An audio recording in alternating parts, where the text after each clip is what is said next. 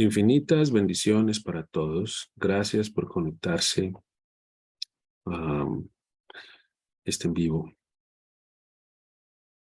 Este en vivo es con el fin de hablar un poco sobre el amor, el servicio, la compasión y el amanecer de nuestras almas hacia la luz de la bondad, la amabilidad y la generosidad que se dedica a beneficiar a los menos favorecidos. La vida cobra un propósito real, un propósito serio, cuando dejamos de pensar exclusivamente en nosotros mismos. Cuando dejamos la banalidad de las exigencias. Cuando dejamos la vanidad de si no haces las cosas como yo digo, entonces no. Cuando dejamos de reclamar y empezamos a pensar, ¿qué puedo dar? Cuando dejamos de estar exigiendo, cuando dejamos de estar buscando nuestra ganancia personal y empezamos a conectar con los demás.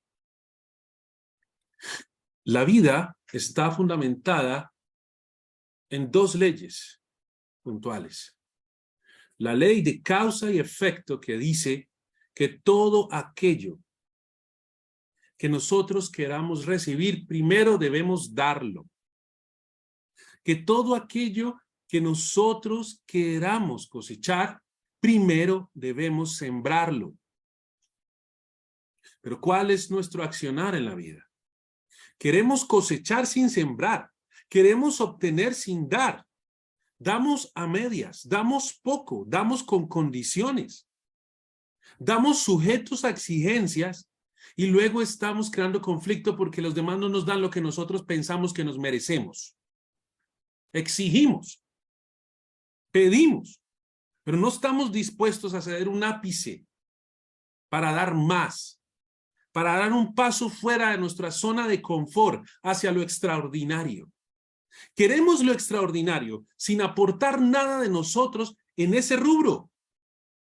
Queremos beneficiarnos, pero no queremos que otros se beneficien.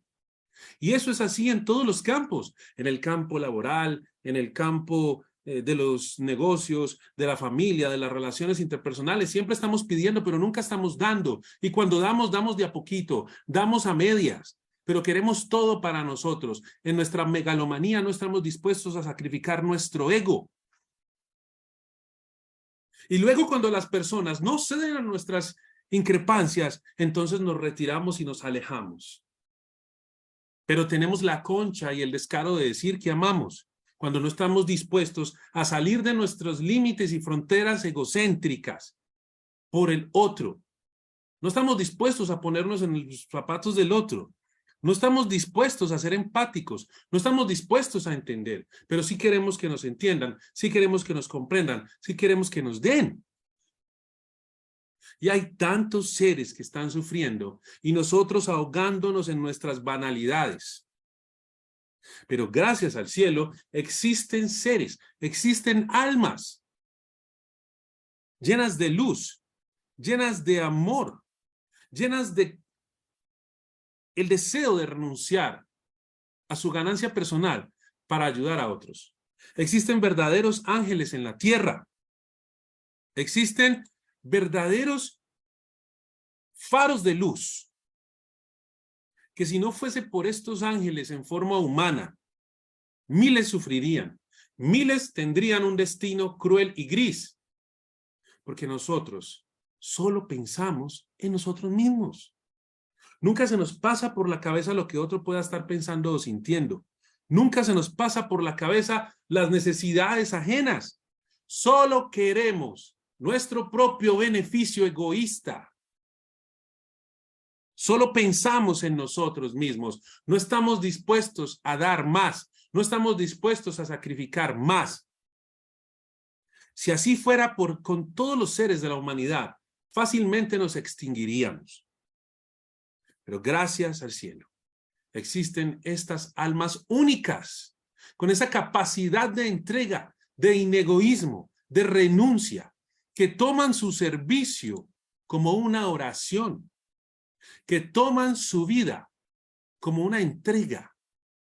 Esos seres. Hoy tenemos la bendición, la alegría y la felicidad de compartir con uno que dedica su vida al beneficio de los menos favorecidos. Y hoy aquí en la Fundación El Amanecer del Alma, que quiero darles las gracias a ustedes otra vez porque se conectan. Esta magnífica persona nos acompaña hoy para contarnos un poco acerca de su labor, acerca de su misión de vida tan grandiosa. Mauricio León Isa, que tiene un nombre de guerrero, León, porque se enfrenta a las inclemencias y a las luchas de la vida por el bien de otros. Lucha y trabaja como un león para beneficiar a los menos favorecidos. Lucha y se esfuerza como un león para destruir la enfermedad en quienes la medicina no hace mayor cosa. Pero este hombre pasa necesidades, pasa luchas grandes por ayudar a unos pequeños angelitos que llegan a su consultorio día a día. Renuncia a la riqueza, renuncia al dinero y saca de su propio bolsillo para pagar esos tratamientos de estos niños. Algunas veces, por el beneplácito del Padre Celestial, hemos podido colaborar, hemos podido apoyar y han llegado algunas cosas, pero por eso hoy nos quiere acompañar. Yo lo he invitado, le he insistido que se conecte para que cuente esta maravillosa labor, esta divina labor. ¿Por qué queremos hablar de esto? Porque hemos hablado todos estos días de alquimia interior, de transformación espiritual. Y la espiritualidad no es real sin servicio. La espiritualidad no es real sin ayudar a otros. De nada nos sirve orar día y noche. De nada nos sirve rezar 1000 rosarios. De nada nos sirve sentarnos 20.000 horas meditando, cantando todos los mantras del mundo, visitando Jerusalén, Israel, la India, Tíbet, Nepal, China, lo que sea. Pero no tenemos servicio en el corazón. Somos egoístas. Nuestro corazón es duro. De nada nos sirve eso si no ayudamos al prójimo, si no damos a los demás. Si queremos crecer espiritualmente y hablamos de alquimia interior, hablamos de acercarnos a Dios, pues abramos nuestro corazón al servicio, abramos nuestro corazón a escuchar las necesidades de otros. Necesitamos un corazón tierno y una mente abierta hacia los necesitados.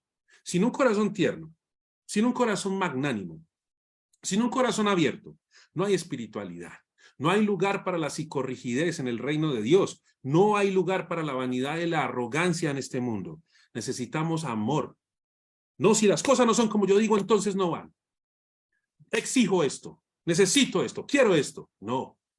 Es el momento de dejar de pensar en nosotros y empezar a pensar en los demás.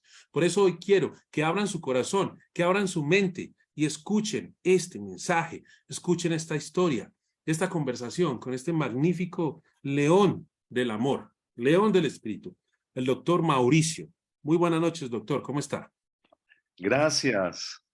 Buenas noches, mucho gusto. Es un honor tener su atención en la noche de hoy y pues un placer enorme tener la posibilidad de dialogar. ¿Qué quiere que diga o que les cuente? No sé por dónde comenzar. Pero, doctor, ayer estábamos hablando un poco, cuando estábamos ahí con los niños en el consultorio, eh, yo quiero que usted nos cuente qué lo motiva a usted a hacer esto. ¿Por qué usted está esto? Porque usted me dice que esta es una misión de vida para usted. Me gustaría mucho que, si no le molesta, nos cuente por qué. Usted me dijo, es una larga historia, pero yo creo que la gente tiene tiempo para escucharla. Ah, ¿en serio? Es larga. Tranquilo, con Y es confianza. sábado en la noche, ¿no? Bueno, pues si usted insiste, yo les... Bueno, le voy a ser breve porque pues es el tiempo, me imagino que lo tienen en otras, en varias actividades, pero le voy a contar ya que es su petición. No es fácil comentarlo, de pronto así es más difícil que ayer, que era como más espontáneo, pero bueno, yo soy médico, médico cirujano de acá de Pereira. Eh, pues en toda la vida tuve una dicotomía en si dedicarme a la ciencia o al servicio. La medicina satisface cabalmente esa necesidad mucho. Y tuve experiencia como médico de urgencias muchos años, pero también empecé a estudiar maestría en neurociencias y fui profesor universitario. Luego me fui a hacer un doctorado en biología molecular. Eh, y en ese transcurso, pues yo creo que Dios me llevó a que de las neurociencias pasase al neurodesarrollo. Y ese tema me encontró en el camino y estuve, pues creo que muy afortunado porque fui acogido por grupos de punta. Hace 15 años era un tema bastante desconocido en general para el gremio médico y allí tuve una clara acogida. Me fue muy bien profesionalmente en cuanto a los temas de investigación en biología molecular y en neurociencias. Y empecé a estudiar el tema del neurodesarrollo, muy interesante desde el punto de vista médico y de neurociencias, porque se ve en el bebé, eh, también en su familia, todo esto que uno estudia a nivel de ciencias básicas.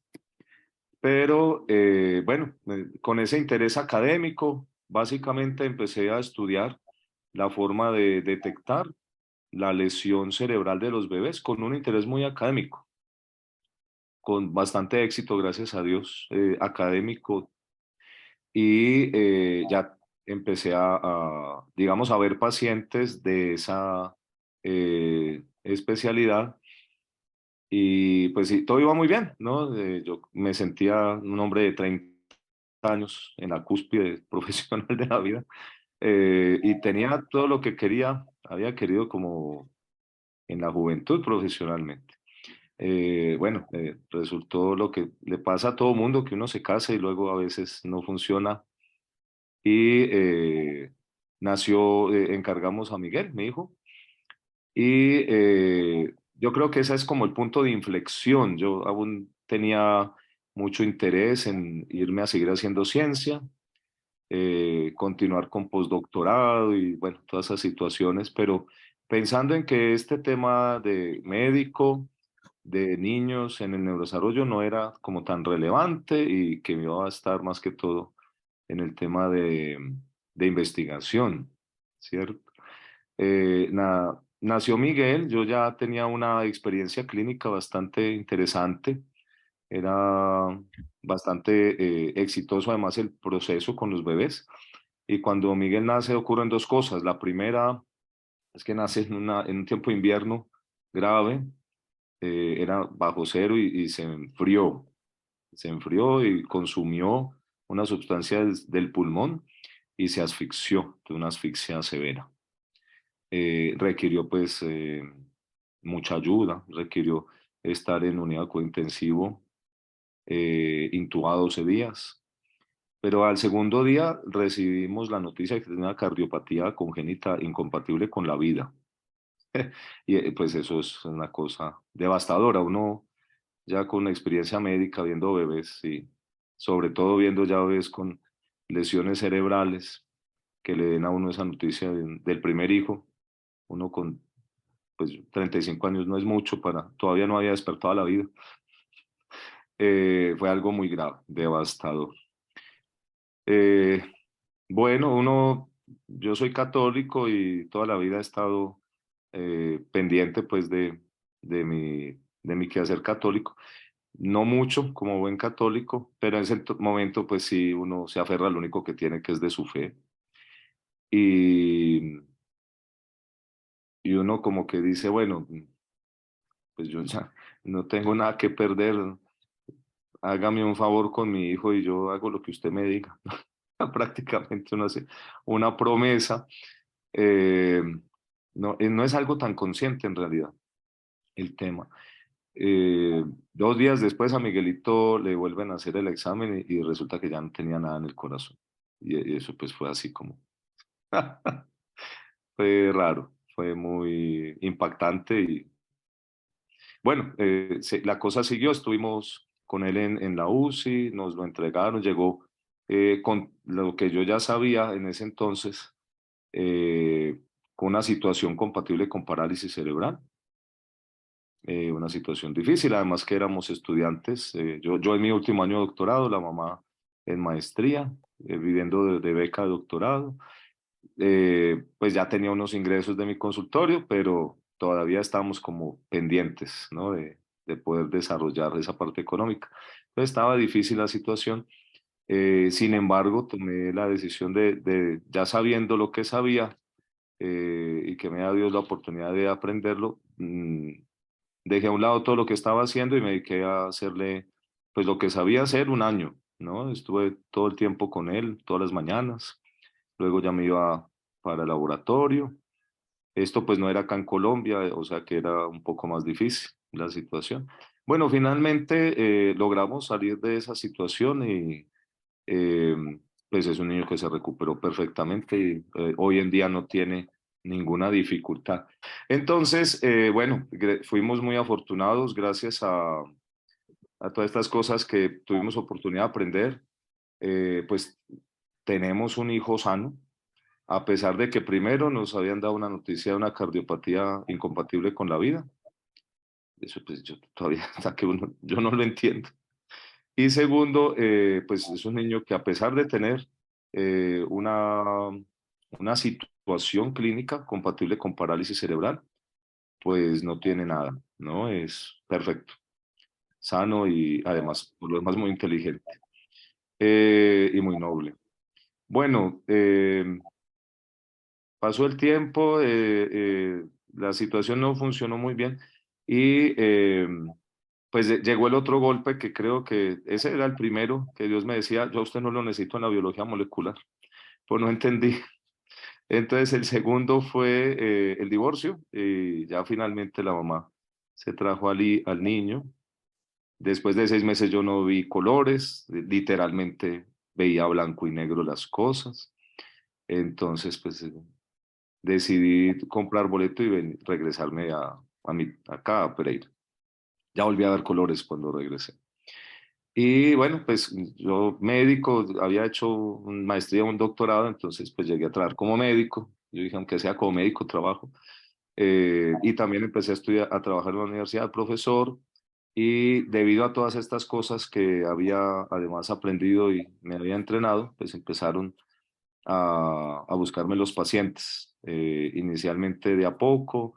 eh, los bebés, cuando trabajamos con ellos tempranamente, por grave que sea su lesión cerebral, logran en muy buena medida eh, superar esa lesión y la mayoría luego no se les nota que tuvieron una lesión. Cuando se cumplen algunas, varias condiciones y se puede trabajar desde muy temprano con ellos de una forma disciplinada, constante, y el bebé tiene otras, claro, condiciones de salud y un entorno familiar que permita que se haga ese trabajo.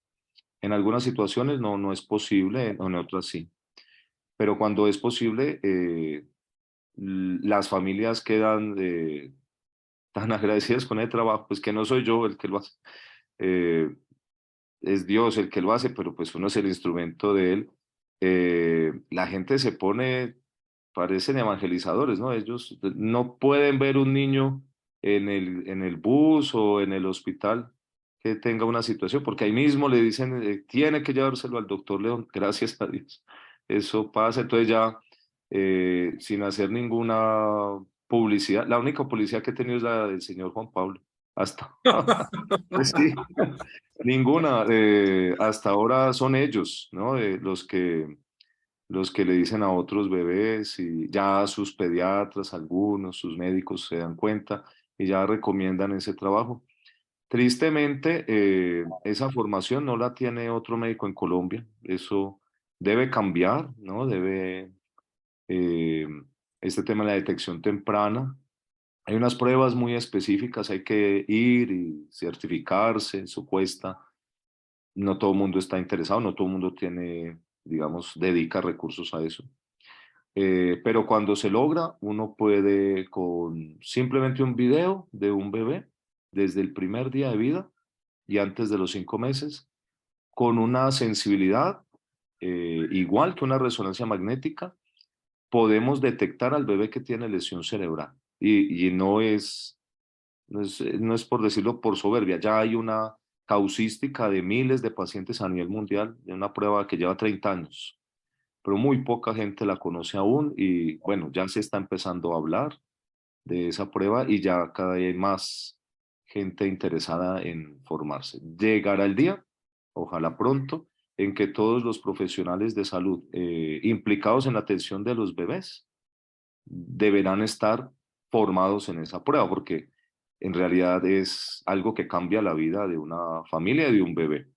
Primero. Y segundo, el tema de la intervención. Yo he tenido una fortuna muy grande, por eso digo que no fui yo, tiene que haber sido Dios, porque pues, yo estaba pensando en cosas muy diferentes y Él me fue metiendo prácticamente de narices a todo eso y eh, las cosas le van llegando a uno y tuve la oportunidad de certificarme en 2 terapias que ya tienen evidencia que previenen la parálisis cerebral. Una es la terapia Katona, una terapia de Hungría del doctor Ferenc Katona. Hay un grupo de investigación interesante, el trabajo que han realizado también tiene más o menos unos 20, 25 años y tienen ya evidencia de que si se inicia en el primer mes, se previene la parálisis cerebral o al menos se logra limitar en muy buena medida la secuela. Son muchísimos los bebés, son miles, no son cientos, son miles de bebés que nacen anualmente con lesión cerebral.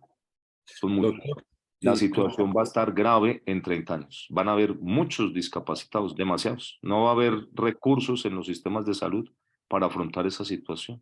eso le quería preguntar, doctor. Eh, mm, ¿Cuál es el índice más o menos en nacimientos? Puede ser un poquito difícil decirlo, pero ¿cuál es el índice en niños que nacen con parálisis cerebral frente a niños que nacen normales relativamente? O sea, digamos de 10 niños, ¿cuántos nacen con parálisis cerebral? Bueno, tendría que hacer definiciones, ¿cierto? Una definición es daño cerebral, Ujú. lesión cerebral. Antes, que sería la situación que si no se interviene, no tienen los suficientes recursos biológicos de reparación del cerebro durante el primer año, terminarán en parálisis cerebral. Entonces, parálisis cerebral ya hablamos al año, ¿cierto? Entonces O hay sea una que, lesión doctor, inicial. para clarificar muy bien, porque esto es un tema que yo creo que es ampliamente desconocido para todos. La parálisis cerebral es el efecto de una lesión cerebral. Generalmente sí. Ok. La lesión es de múltiples causas, ¿no? De una índole muy variada. Claro, lo que más llama la atención siempre es el tema de la asfixia, ¿cierto? Yo a veces miro para allá porque ya me está dando presbicia, entonces me empiezan a doler los ojos. Entonces tengo que descansar de los ojos mirando un poquito lejos. Entonces la presbicia, perdón, la parálisis cerebral pues es un efecto de cuando hubo una lesión temprana. Es muy frecuente la lesión cerebral, mucho, mucho. Ustedes no se alcancen, o sea, este tiempo, del siglo ¿qué? 21, Sí. es probablemente el tiempo más peligroso para ser embrión y para ser feto en la historia de toda la humanidad, porque antes no había todo lo que tenemos ahora, no más con Fukushima que le dio 3 vueltas al planeta, la radiación de Fukushima hace como 15 años. 3 vueltas le dio la radiación de Fukushima al planeta, o sea, todos quedamos irradiados. Y eso va lesionando el DNA, y el DNA, pues, son cosas que se pierden para siempre, información, o se altera. ¿No? Y hay toxinas, hay desnutrición, que probablemente sea la causa más frecuente de lesión cerebral en el mundo, ¿no? La desnutrición crónica de la mamá. Seguramente es la causa más en número. Pero también está el tema y hoy en día es horrible, esto yo lo veo todos los días, del consumo de sustancias psicoactivas en el embarazo. Es impresionante la cantidad de consumo que hay y el desconocimiento por parte de las gestantes, de las mamás, de que eso está matando a sus bebés. Bueno, puede que lo sepan, pero pues no lo logran abstenerse del consumo. Esas sustancias lesionan el cerebro. Lo vemos todos los días en esos bebés que llegan. Eh, bueno, y también están las complicaciones del parto, que eso es como que lo que más llama la atención y lo que más dramático se ve, porque el bebé se asfixia y tiene dificultad el parto, etcétera. Y luego el bebé que llega a la UCI. Son situaciones muy visibles, ¿no? Que a todos nos tocan mucho. Y además hay mucha tecnología, allí hay mucha publicidad al respecto. Es un negocio además, ¿no? El tema de UCIs, multimillonario. Entonces se le da mucha visibilidad a eso. Sí, siempre hay entonces muchas lesiones, muchas causas de lesión. Ahora, el cerebro del bebé tiene múltiples recursos. Por eso es que, pues, digamos que este tema me encontró a mí porque yo había estado metiéndole mucho el diente a eso el tema del desarrollo del sistema nervioso a nivel embrionario y fetal, los mecanismos celulares, moleculares de desarrollo, de lesión y de reparación. Eso lo entendía muy bien, entonces probablemente eh, eh, me sirvió mucho para luego llegar al tema. Eh, y hay muchísimas causas, ¿no?, de lesión. Entonces, el número en el mundo se supone que de cada 1.000 nacidos hay uno que termina en parálisis cerebral, pero esa estadística es de dónde se puede hacer un conteo adecuado de los casos. Eso no es Colombia, ni nuestros países. Aquí no hay conteos realmente confiables, ¿no? Se sabe que nosotros tenemos 10 casos más que los países desarrollados. Sin embargo, sigue siendo preocupante que a pesar de tener tanta tecnología, aún hay muchísimas, por ejemplo, lo que les mencionaba antes, ¿no? Las toxinas ambientales, la radiación, el consumo de sustancias psicoactivas, eh, las complicaciones del parto se siguen presentando en países desarrollados, a pesar de tener tanta tecnología. Sí, se siguen presentando. Entonces, y no van a dejar de presentarse. Este tema yo lo he estudiado a fondo hace 20 años y pues hace 20 años se hablaba de que se iba a disminuir importantemente gracias a tantos avances. Pues no ha disminuido, ha aumentado. Y va a seguir aumentando. El tema de la lesión cerebral va a ser cada vez más frecuente. Y Do- los niños discapacitados van a ser cada vez más frecuentes en nuestra sociedad. ¿Mm? Doctor, ¿cuál es la calidad de vida de un niño que finalmente queda con parálisis cerebral? ¿Cuál es la... Eso depende, otra vez, depende del grado de la lesión, Supongamos, tan grave hablemos fue. de una lesión, digamos, pequeña, mediana y alta, pero Ya, ok. que no reciba atención ni una terapia adecuada. ¿Qué tipo de vida puede tener una persona en esos tres ramos? Con una lesión no tan grave, con una medio grave y con una grave. Bueno, el sistema nervioso implica el funcionamiento en general bueno, estoy hablando desde el punto de vista médico, biológico, ¿sí? Sí. ¿Cierto? No voy a hablar del tema espiritual porque yo de eso no sé, sino del Ujú. tema biológico, ¿cierto? Entonces, el encéfalo maneja todo lo que tiene que ver con nuestro cuerpo desde el alerta, ¿no? Desde el alerta. Lo otro son los sistemas automáticos para mantenernos vivos. Y luego ya viene lo que vemos en un bebé, que si se posiciona bien, que si se mueve bien, que si habla bien, que si aprende bien, que si se regula su comportamiento, etcétera. Entonces, eh, a medida que hay una lesión más grave, se van comprometiendo sistemas más básicos, ¿cierto? Una lesión leve compromete sistemas más finos, más recientes en la evolución. La corteza prefrontal, y esas cortezas parietales que tienen que ver con la inhibición, la atención, el aprendizaje. Entonces, una lesión leve no se ve en el primer año, ni en el segundo, ni en el tercero, y de pronto hay una dato de bebé, y luego en el colegio, pues es un desastre o es un niño que requiere apoyo, ¿no? Entonces hay alteraciones en la conducta o incluso se ven después, ¿no? En la adolescencia, cuando llegan las hormonas, ha habido una alteración previa, el cerebro quedó rayado, luego vienen las hormonas, es otra catástrofe a nivel de las sinapsis cerebrales y aparece un trastorno psiquiátrico Wow. que se ve mucho y está implicado, por ejemplo, la esquizofrenia, eso ya está demostrado, hay noxas perinatales, o sea, perdón, alteraciones por el tiempo del parto. ¿Mm? ¿Cómo así, doctor? ¿Cómo así? Hay alteraciones de estas que estamos hablando que el bebé, por Sí. ejemplo, se asfixia, Ujú. ¿sí? Cuando nace tiene un problema.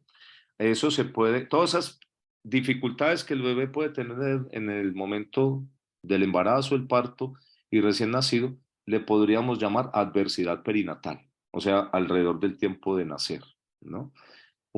Estas situaciones de adversidad perinatal alteran los procesos de construcción del cerebro. El cerebro se sigue construyendo después de nacer, todavía hay mucho por construir en el cerebro, ¿no?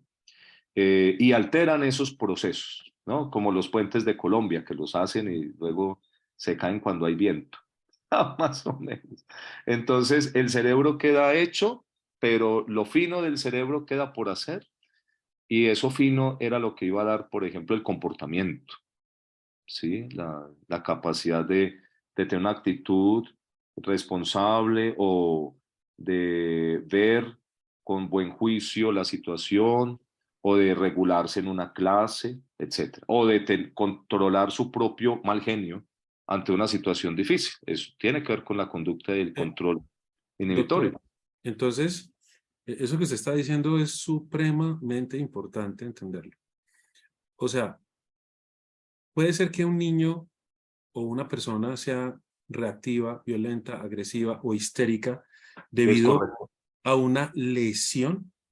Exactamente, sí. Sí, desde el punto de vista biológico, que es lo que yo les puedo de pronto aportar, nosotros, en la medida en que hayamos podido construir unos circuitos más finos, más evolucionados en el proceso evolutivo, en la evolución del humano y de las especies, tendremos un mejor comportamiento, ¿sí? O sea Eh, que, o sea que, doctor, disculpe, es que esto es muy importante para que todos lo entendamos, porque esto es un tema que me da la impresión de que casi nadie lo toca, ¿no? Esto es un tema poco, sí. como que la Sí, gente, no, no, y es algo muy delicado, es algo muy delicado sí, y como que no le prestan atención o no le prestamos la suficiente atención. Es decir, por ejemplo, si los padres han consumido sustancias psicoactivas en el pasado, ¿cierto? Pero ya no las consumen, igual esos químicos pueden quedar en su sistema y eso puede afectar su nuevo bebé, por ejemplo, o sí, alcohol, o ese tipo de cosas, es correcto. o es verdad que, por ejemplo, si un bebé es engendrado bajo el influjo del alcohol o algún tipo de sustancia, también afecta el momento de ser engendrado. Sí, es correcto. ¿Quiere que explique por qué? Por favor, doctor. Sí. Con mucho gusto. Bueno, hay una situación importante, es que nosotros, bueno, los hombres todos los días estamos produciendo nueva información genética para entregarle al bebé. Eso se hace todos los días, ¿cierto? Por eso los hombres tenemos estas ojeras de escribir todas las noches el genoma completo miles de veces. Ya entiendo por qué Las soy tan ojeroso. señoras, sí, y eso lo hacemos diario, ¿no? Producimos espermatozoides todos los días. Y todos Ok. los días hay que escribir, a mí se me olvidó ya el número, pero esos son millones de letras, ¿no? Del genoma, ¿sí? Y los tenemos que empacar en un espermatozoide y son millones de espermatozoides diarios. Bueno, por otra parte, las damas tienen desde que eran un embrión, mire pues esto es interesante, Muy desde que eran importante. un embrión ya tienen las células con las que van a producir a sus bebés, ¿Ah, desde sí? que eran un embrión, sí. Desde que eran un embrión, o sea, eso es como octava, no, perdón, como sí, quinta semana del desarrollo, algo así. ya tienen las células con las que van a producir a sus bebés, ¿sí? Entonces, o sea, una mamá que está gestando enfrente suyo, ahí hay 3 generaciones presentes. Está ¿Cómo? la mamá viva, ¿sí? Está la mamá viva, ¿sí? Que tiene un bebé adentro, digamos que es un bebé de un mes. Entonces ya va la mamá y el bebé. Y ese bebé ya tiene las células con las que va a producir a los nietos de esa señora que usted tiene enfrente, ¿sí? O sea que es un transmisor de vida en potencia, aunque solo está en proceso de Es gestación. correcto, sí. O sea que voy a hacer un pequeño paréntesis acá, porque es que todo lo que se está diciendo es demasiado importante. O sea, nosotros estamos en una Ah, ignorancia pues muy gracias. grande acerca del humano, ¿no? Claro. O sea, quiere decir que cuando se aborta un bebé, no se está abortando a un bebé, sino a otra generación. Sí, claro. No es solamente cegar una vida, sino cegar una cadena de vidas. Sí, sí, totalmente. Tremendo. Tremendo, yo todavía no puedo con el tema y la sola palabra me pone los pelos de punta, me parece aberrante, ¿no? Es grave. Bueno, cuando una persona eh, entonces recibe sustancias del medio ambiente, esas sustancias afectan de manera positiva o negativa el material genético que tiene, ¿sí? Entonces yo como hombre, si consumo sustancias, vitaminas, antioxidantes, además mis estilos de vida, si yo hiciese deporte y si yo comiese sano, entonces esos estilos de vida quedan dentro de la información que yo le voy a entregar en los espermatozoides Wow, al bebé. increíble. O sea que si El hacemos estilo mucha, de vida, si hacemos mucha meditación, una vida muy espiritual y todo eso, también eso va es a pasar. correcto, sí. De hecho, hay estudios en esta ciencia de mente-cuerpo que lo demuestran, eso ya se ha hecho. Entonces, hay 2 formas de hacerlo. Una es que la información genética se copie bien y no haya errores al copiarla, ¿sí? Y la otra, buenas noches. Y la otra es la siguiente, que es todavía más interesante, eso es reciente, ¿no? Yo cuando estaba en el doctorado trabajaba ambas cosas en biología molecular, es como un árbol de Navidad, que el árbol es, pues el árbol, digamos. Cada familia compra el mismo árbol en el supermercado, pero cada familia le pone la decoración que más le convenga o más le gusta. Entonces, el árbol de Navidad es la información genética, ¿sí? Pero la decoración es la forma en la que se enrolla y se empaqueta esa información dentro del espermatozoide y luego en el bebé que se está formando, dependiendo cómo se empaquetó, él va a poder usarla bien o mal. Y hay las sustancias, perdón, que consumimos afectan la forma de empaquetar la información. Eso se llama epigenética. Eso es demasiado sorprendente, doctor. Es demasiado sorprendente. No, es increíble. Es un Porque tema es muy que, lindo. porque es que, o sea, tener un hijo no es solamente ir a engendrarlo y ya. O sea, quiere decir que uno debería prepararse mentalmente, emocionalmente y Prácticamente desde que uno nace debería prepararse para tener un hijo bien. para tener un hijo espectacular. Eso que Eh, usted está diciendo es increíble. Ojalá la gente que nos esté y- escuchando lo tenga y replique este mensaje. sí, y eso no lo puede uno, bueno, yo me voy a atrever a decirlo acá porque percibo que el grupo es tolerante con lo que voy a decir, pero sinceramente el cuerpo es un templo para producir vida Así es. y debería cuidarse como tal antes de engendrar hijos. Pero eso hoy en día no se puede ni decir, porque hay muchos, bueno, hay muchas, ustedes ya saben a qué me refiero. Sí, Increíble. genera problemas. Yo antes cuando era joven esas cosas las decía y me generó muchos problemas. Y estos golpes no son de andar aquí en casa encerrado. Pues, pero qué maravilla eso que está explicado. De verdad que es espectacular. O sea, realmente uno puede transmitirle a su hijo su realización y su evolución. Sí, de hecho, si uno tiene bueno, eso se traduciría de forma muy tangible en estilos de vida, en nutrición, actividad física, estrés, Ujú. pero también las iras, los malos pensamientos, los malos sentimientos, los odios, todo eso va al O sea que, genoma. epigenética. o sea que entonces si la madre es histérica, los padres son histéricos, tienen arranques de histeria, de ira, de todo eso durante la gestación, entonces el niño es normal que salga histérico y explosivo. No solo porque lo ve, sino porque su epigenética lo recibió, claro. Dios santo. Esto es Eh, impresionante. Es impresionante. O sea, bueno, la, eso es sabido ya por la ciencia hace unos 20 años, claro, pero, pero pero no es poco un se habla. conocimiento, no es un conocimiento que la gente sepa normalmente. O Eso, sea, es que sí.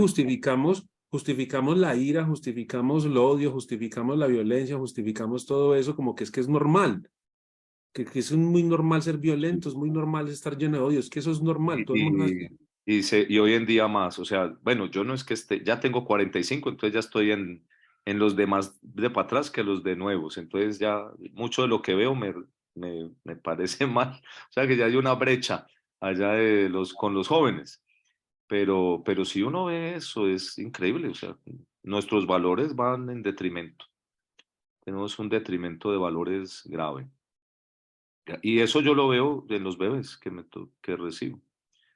Y bueno, es complicado.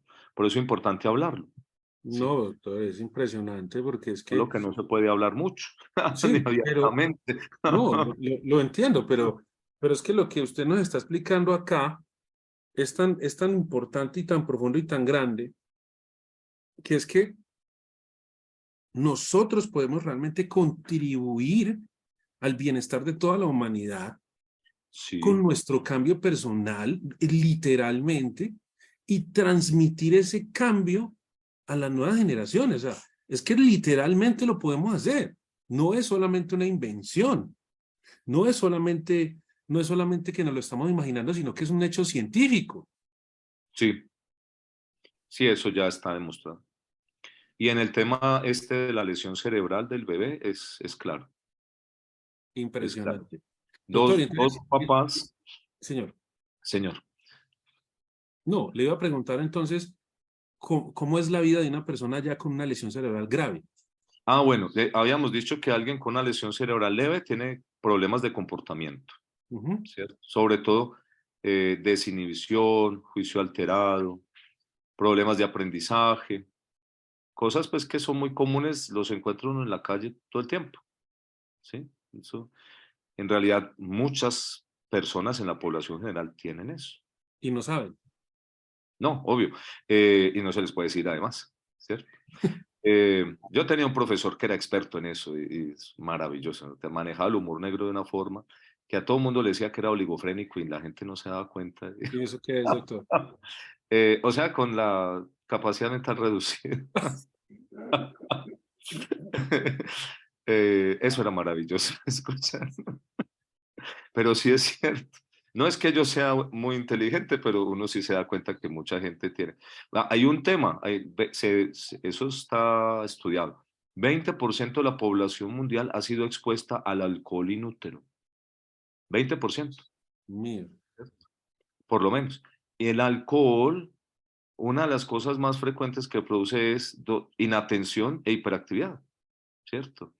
Y muchas de las personas que uno encuentra en la calle tenemos algo de eso, algo de inatención, algo de hiperactividad. Y luego eso llega a temas como, por ejemplo, problemas de aprendizaje. De eso está lleno el mundo, ¿cierto? Hay montones de gente que pues, llegaron al bachillerato y no pudieron ni terminar el bachillerato. Por múltiples cosas, pero en primera instancia, pues porque no les daba el encéfalo para lo que, ¿cierto? Eso está plagado el mundo de eso, ¿no? Eh, y en parte es por las toxinas durante el tiempo de la gestación, ¿sí? Y No, doctor, de eso se ve todo el tiempo. ¿No? o sea, es claro porque mucha de la gente que está aquí conectada está eh, con un enfoque espiritual, así que lo puedo decir abiertamente sin ningún problema. El cuerpo es el templo de Dios, es un templo espiritual. Y Sí, en ese contexto es casi que un crimen de lesa humanidad meterle sustancias al cuerpo. totalmente. Bueno, la cafeína sí, dejemos la parte, esa no es un crimen. Esa, esa es necesaria. Bueno, pero no, pero realmente es un crimen. Un crimen meterle alcohol, un crimen meterle, Sí, meterle sustancias psicoactivas al cuerpo, sabiendo que eso se lo vas a transmitir a la siguiente generación. sí, de hecho, es correcto. Bueno, entonces hay mucha gente con eso, ¿no? Es muy, bueno, pero esos caminan, entonces, y algo producen, entonces no Pero, es tan grave. doctor, sí, lo que usted dice es cierto, pero ¿cuánto índice de violencia hay en la calle? No voy a justificar Es correcto. que la violencia que hay en la Ajá. calle sea solo por eso, pero ¿cuánto No, índice? mucho, O mucho, sea, mucho. Una ¿cuánta cosa lleva a la reactividad? otra. ¿Cuánta Sí, reactividad? ¿Cuánta explosividad? Una persona no puede conversar, sino que todo es un conflicto, todo es un sí. drama, todo es un problema. Dios mío, o sea, ahora, es que es una responsabilidad descomunal. No es cualquier cosa lo que Sí. usted está contando acá. En serio. Sí, yo hubo un No es- tiempo que no podía dormir. Yo creo que me enloquecí en ese tiempo. Ya lo acepté. Así me quedé. no, es Pero que es somos un tema horrible. responsables. Sí, Nosotros, los grandes maestros espirituales lo han dicho siempre, somos responsables los unos de los otros porque todos somos uno. Pero usted lo está diciendo desde una perspectiva científica.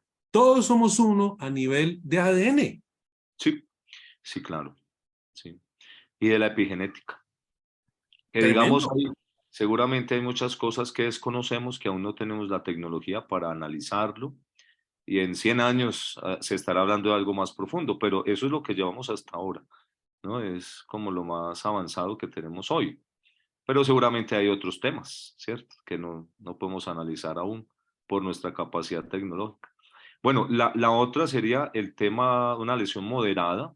Ujú. Entonces ahí ya vienen problemas que es también cosas muy frecuentes, como los problemas del lenguaje, ¿no? Y esto se ve en muchos niños. 1 de cada 5 niños a nivel mundial tiene problemas de lenguaje. Y entonces eso lleva a muchas cosas, por ejemplo, problemas escolares, ¿no? Problemas de coordinación motora, pues no es que no hayan tenido parálisis, no es que hayan tenido parálisis cerebral, pero es gente torpe. Entonces, y pues ser hábil motrizmente, pues da mucho éxito social. Sí, pues están los jugadores de fútbol, esa gente es súper hábil motrizmente, pero están los cirujanos, están los mecánicos, están los costureros, todos los artesanos, todos los que hacen cosas con las manos. ¿Sí? Una persona torpe con las manos, pues no puede hacer sus oficios. Y entonces se va a quedar relegado en la vida productiva. ¿Mm? Y con lo que eso conlleva después a nivel familiar, por ejemplo. Eso se llama dispraxia, ¿sí? Una incoordinación motora, que no se nota. O sea, es gente torpe y no aprenden muy bien a hacer cosas con las manos, pero además tumban todo, derraman, etcétera. Y eso es común, eso es bastante común. Y los problemas de aprendizaje, digamos, son cosas, bueno, hay alteraciones donde no se ve mucho y lo vienen a encontrar ya cuando un niño camina, corre, y es un lado del cuerpo débil. Ahí ya encontramos una alteración propiamente dicha neurológica, ¿sí? Un lado del cuerpo débil. Muy poco se ve en los primeros 2, 3 años de vida. Tiene que tener un ojo experto para verlo. ¿M? Pero luego encuentran que al niño se le tuerce un ojo, ¿sí? El ojo se tuerce. Mm, O cuando va a correr se le tuerce un pie, se le tuerce una mano. No mm. tiene fuerza igual en ese lado del cuerpo que en el otro. Y luego vienen alteraciones, incluso del esqueleto, y se daña la cadera, se puede dañar el tobillo cuando es grave. O se queda un ojo torcido, eso es súper frecuente, ¿no? Usted ve mucha gente con un ojo para adentro o un ojo para afuera, ¿sí?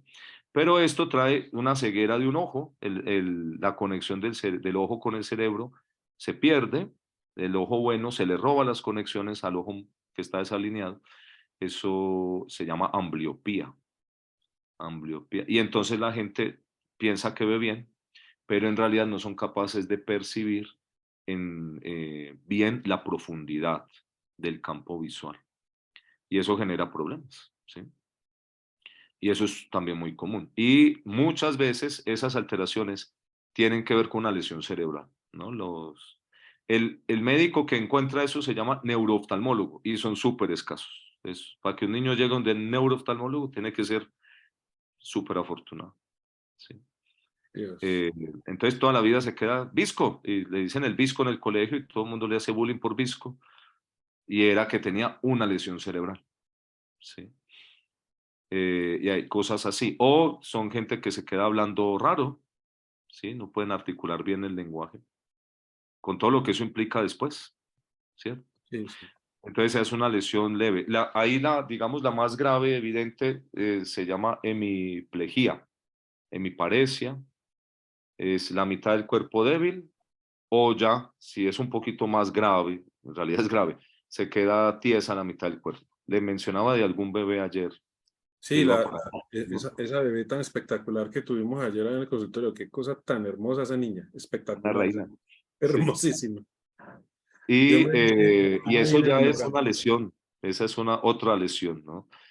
Bueno, ya una lesión grave, entonces ya afecta la capacidad del individuo, pues de todas estas, obvio, ¿no? Las más avanzadas, pero entonces afecta cosas más básicas como ser capaz de mantener la postura alineada, entonces se tuercen, ¿sí? Eh, ya no son capaces de hacer las cosas que hace un niño normal durante el primer año. Hay muchos niños que se van retrasando en el desarrollo y luego no gatearon, ¿sí? O gatearon mal, luego no se pararon y no Sí. caminaron, ¿cierto? Entonces se quedan con problemas para caminar o no caminan, no logran moverse por sí mismos. Eso ya es parálisis cerebral, ¿sí? Ya es algo más grave. Estos bebés tienen, los que han sufrido una lesión más grave, entonces ya comprometen otros sistemas más básicos que hablábamos, el alerta, los sistemas automáticos, mantener la postura, moverse, el comportamiento, etcétera. Entonces, más básico que la postura es los sistemas automáticos. Entonces, se ahogan con la saliva, no son capaces de tragar, no son capaces de toser, tienen una dificultad de algo en la boca y no tienen tos. Entonces se Ah, ahogan con cualquier bocado de comida o de leche, incluso bien chiquitos, se ahogan. O del estómago se devuelve el contenido y se va a los pulmones. ¿Sí? ¿puede Eso morir es un niño con eso? reflujo. La mayoría mueren de eso. ¿Cómo? La mayoría de niños con parálisis cerebral mueren esa es la causa final. O lo que detona el que terminen hospitalizados y luego mueran. Eso es frecuente. Eh, ¿Qué otra cosa frecuente? Bueno, los sistemas automáticos, la capacidad de respirar bien. Entonces son niños que una gripa rápido se convierte en neumonía porque no pueden respirar bien, no pueden eliminar las secreciones, se acumulan y se forma una neumonía. O requieren oxígeno porque no respiran bien. Entonces no tienen la capacidad para respirar. Y la respiración es lo primero, ¿cierto? La primera respiración activa todo lo demás a nivel muscular y cerebral. ¿Sí? Entonces, si un bebé tuvo una mala respiración al inicio, todo lo demás se va como un dominó alterando. Si tuvo una buena respiración, todo lo demás se va potenciando en un dominó. ¿Sí? Entonces, una lesión grave, el bebé termina pues postrado en cama o en silla de ruedas, pero incluso termina su propio cuerpo complicándose, ¿sí? Y termina muriendo. Y eso es son muy frecuentes. Ahora, las lesiones graves se traducen después en convulsiones, ¿sí? No tiene que ser grave la lesión para generar convulsiones. Pueden haber sido lesiones pequeñas. Y el niño parecer normal. Y a los años, 8, 5, 3 años, convulsionan. Y las convulsiones tienen efectos de ir generando más lesión. Es como un cortocircuito que genera un incendio pequeño, cada convulsión. Entonces genera una lesión en una parte del cerebro y se van sumando, y los bebés van perdiendo funciones Dios mío. hasta que ya no logran hacer nada. ¿M? Además, el medicamento que se les da para las convulsiones, para apagar el sistema, para que no convulsione, retrasa el desarrollo. Entonces los niños están, así como Juli, usted la conoce, están Sí, todo el sí. tiempo dormidos y no responden a nada, pues que el medicamento los tiene fumigados, ¿no? Están frenados. Esa niña Sí, es demasiado hermosa, sí. es muy Ah, hermosa, demasiado tierna. y una guerrera. Sí, es impresionante. Doctor, Entonces una las persona. lesiones cerebrales van desde muy pequeñas, que incluso no se ven en las resonancias, y quien no tiene buen conocimiento de esos temas médicos, le dicen al paciente, la resonancia está normal, su bebé no tiene nada. No sea intensa, señor. Él va a gatear algún día. Dan ganas de llorar cuando uno escucha eso. Y los bebés sí tienen algo grave, tienen algo grave. Eh, Doctor, entonces una no se ven persona. las resonancias. Otras se ven y perdieron medio cerebro. Ujú. Sí, es muy variable.